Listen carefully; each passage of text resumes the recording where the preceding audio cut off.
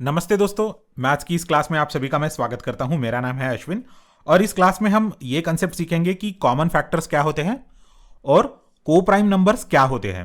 Alright, तो हमें already factors का मीनिंग पता है, फैक्टर्स,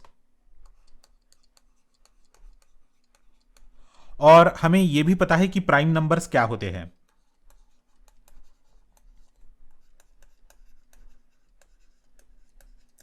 तो चलिए 1 या 2 मिनट के लिए रिवीजन कर लेंगे। तो 4 का फैक्टर क्या है, 2 4 का फैक्टर है, 1 भी 4 का फैक्टर है और 4 भी 4 का फैक्टर है। तो ये तीनों नंबर से हम 4 को डिवाइड कर सकते हैं, इसलिए इन तीनों नंबर्स को हम एक तो फैक्टर्स कहते हैं या डिवाइजर्स बोलते हैं 4 का। ऑलराइट, और प्राइम नंबर क्या होते हैं कि अगर एक कोई नंबर है, जैसे 2 है या 3 है या 5 है या 7 है, तो इनके फैक्टर्स क्या है, 1,2, 1,3, 1,5 और 1,7। मतलब इनके एग्जैक्टली दो फैक्टर्स है। उसमें से एक फैक्टर है 1 और सेकंड फैक्टर है वो नंबर खुद से। Okay, so that number it self is the factor of that number. I mean, see, if I want to say that some number is prime, then it will have only two factors.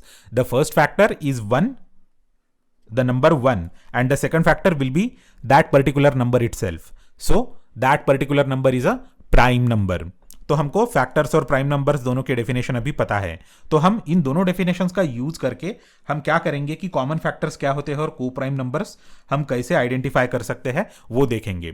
तो देखिए दोस्तों, हमारे पास दो number से total मिला के पहला number है 4 और दूसरा नंबर है 8।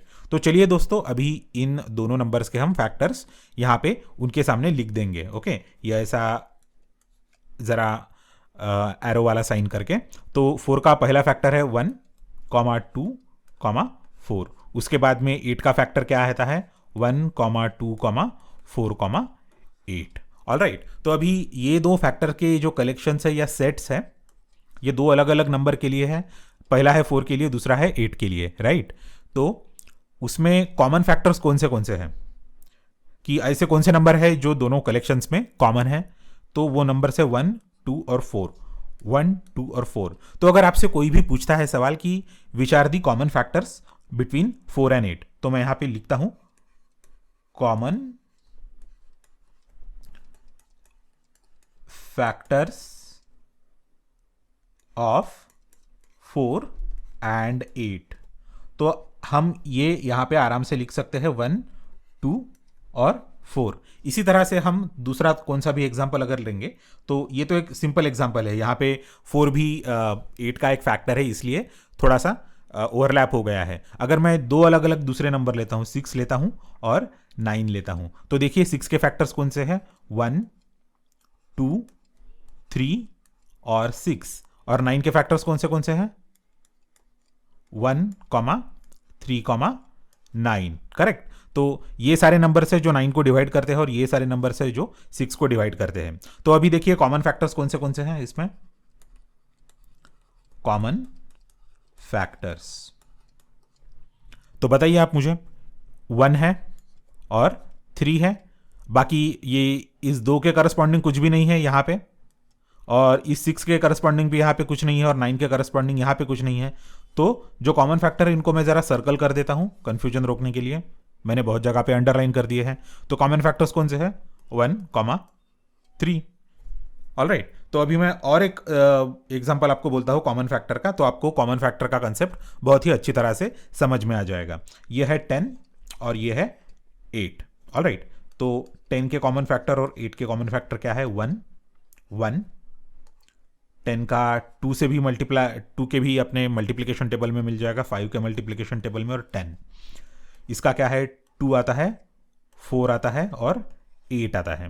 तो चलिए दोस्तों, इन दोनों के कॉमन फैक्टर जितने भी है उसको हम सर्कल मार्क कर देंगे। ये एक है, 2 है और 2 है। तो कॉमन फैक्टर मैं यहां पे लिखता हूं कॉमन फैक्टर्स। तो वो क्या होते हैं, 1, 2। तो इस तरह से हम किसी भी नंबर के पेयर का या 2 से ज़्यादा भी अगर नंबर रहे तो उसमें भी हम कॉमन फैक्टर निकाल सकते हैं। तो मैं और एक छोटा सा एग्जांपल आपको बोल देता हूं, आप बोर नहीं हो रहे होंगे। तो ये मैं ज़रा आशा करता हूं, क्योंकि ये काफ़ी इंपॉर्टेंट चीज़ है। अगर आपको नहीं समझ रहा है तो आप मुझे कमेंट में पूछ सकते हैं, तो 6 का फैक्टर क्या आता है वो देख लेंगे, 1, 2, 3, 6। 8 का क्या आता है, 1, 2, 4, 8। और 10 का क्या आता है, 1, 2, 5, 10। ऑलराइट, तो अभी इन सारे के कॉमन फैक्टर्स को है मैं ज़रा रेड इंक में सर्कल मार्क कर देता हूं। तो देखिए 1 यहाँ पे भी है, यहाँ पे भी है, यहाँ पे भी है, 2 यहाँ पे है, यहाँ पे है, यहाँ पे है, पर ये 3, 6, 4, 8 और 5, 10 कहीं पे भी कॉमन नहीं है। तो कॉमन फैक्टर की लिस्ट में क्या आएगा, सिर्फ 1, 2 आएगा। ऐसे आप कौन से भी नंबर लीजिए और उनका कॉमन फैक्टर निकाल सकते हैं, 2 नंबर या 4 नंबर या 10 नंबर भी, उनके सारे को फैक्टर्स आप लिस्ट कर दीजिए और जो फैक्टर सारे नंबर्स में कॉमन है वो फैक्टर आप लिख दीजिए एज अ कॉमन फैक्टर की लिस्ट में। तो इसमें से आपने एक चीज ऑब्जर्व की होगी कि सभी फैक्टर्स में ये एक जो है वो कॉमन है, क्योंकि हमने इसके पहले फैक्टर्स का रूल भी देखा था कि 1 is factor of every natural number. तो मैंने आपको पहले भी बोला था, इसके लिए मैंने एक डेडिकेटेड लेक्चर भी लिया है कि फैक्टर्स के जो प्रॉपर्टीज होते हैं वो हमने एडिशनल देखे थे उस लेक्चर में। उसमें हमने ये बोला था कि 1 is factor of every natural number, और वैसे भी मल्टीपल के प्रॉपर्टीज में भी हमने देखा था, which actually means the same thing that every number is multiple of 1, which means that 1 is common factor for every number, every natural number at least. तो इस तरह से हम कॉमन फैक्टर्स निकाल सकते हैं, और हमने ये भी ऑब्जर्व किया सारे नंबर्स में कॉमन फैक्टर 1 हमेशा रहता ही रहता है। तो अभी हम क्या करेंगे, अगला वाला अपना पड़ाव है, अगला वाला अपना गोल है कि को प्राइम नंबर्स। तो मैं यहां पे लिख देता हूं अच्छे हैंड राइटिंग में, को प्राइम नंबर्स। तो अगर मेरा हैंड राइटिंग आपको पसंद नहीं आया हो तो आप मुझे कमेंट में बोल दीजिए, क्योंकि वो मैं इंप्रूव करने की कोशिश कर रहा हूं, पर वो धीरे धीरे इंप्रूव होता है, एकदम से इंप्रूव नहीं होता है।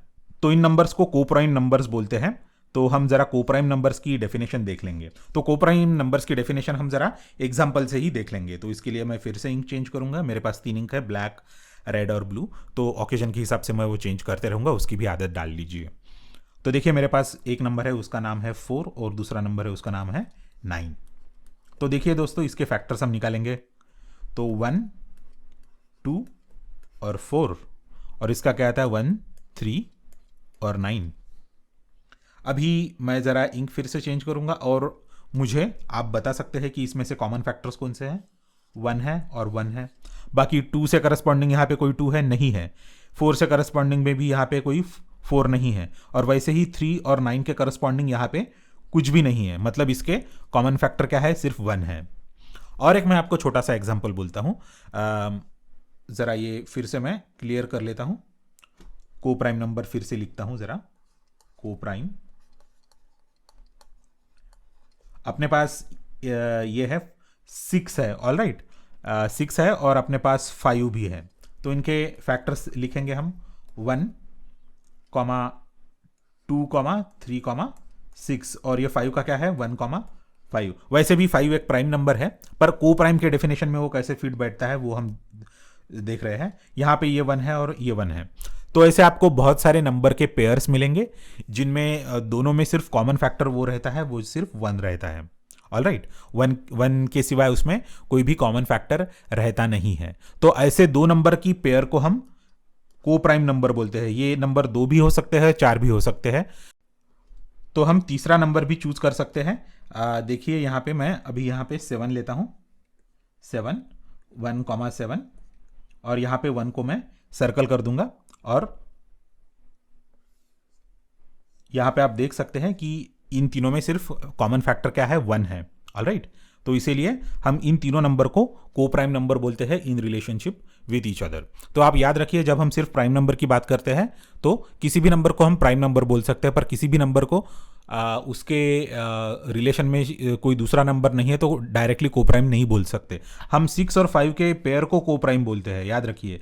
और 6, 5 और 7, इन 3 नंबर्स को हम रिलेटिवली को प्राइम या रिलेटिवली प्राइम नंबर बोल सकते हैं। तो ये जो नाम है को प्राइम, इसके लिए दूसरा भी सिनोनिम है, तो उसके लिए वो दूसरे सिनोनिम भी हम देख लेंगे। तो पहला जो उसका इस कंसेप्ट का नाम है उसको हम को प्राइम बोलते हैं, जो हमने अभी देखा, राइट। और दूसरा ये है कि mutually prime, mutually prime number. और सबसे एंड में हम ये बोलेंगे ये कि ये रिलेटिवली प्राइम है।